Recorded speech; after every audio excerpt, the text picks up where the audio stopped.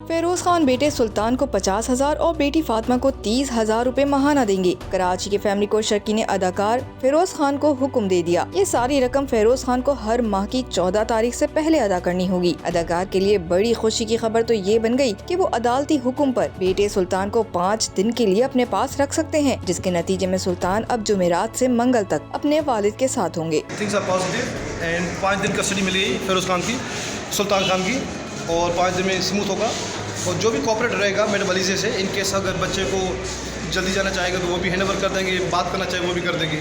We are positive, ताकि इनका relation positive हो। We are actually head for the welfare of the miners, दोनों की वेलफेयर के लिए बैठे हुए हैं। बेटी फातिमा की उम्र चुके 7 माह है और वो वालिदा के बगैर नहीं रह सकती, इसीलिए अदालत ने इसके मुतालिक कोई फैसला नहीं दिया। फेरोज खान का बेटा इससे पहले भी मां के बगैर रह चुका है। टीवी के शोहरत याफ्ता अदाकार को 1 लाख रुपए जमानत और साथ ही पासपोर्ट और शनाख्ती कार्ड अदालत में जमा कराने का हुक्म दिया गया है। फेरोज खान और इनकी साबिक शरीक सफर अलीज़ सुल्तान के दरमियान कई माह से बच्चों की हवालगी का केस कराची की अदालत में चल रहा है।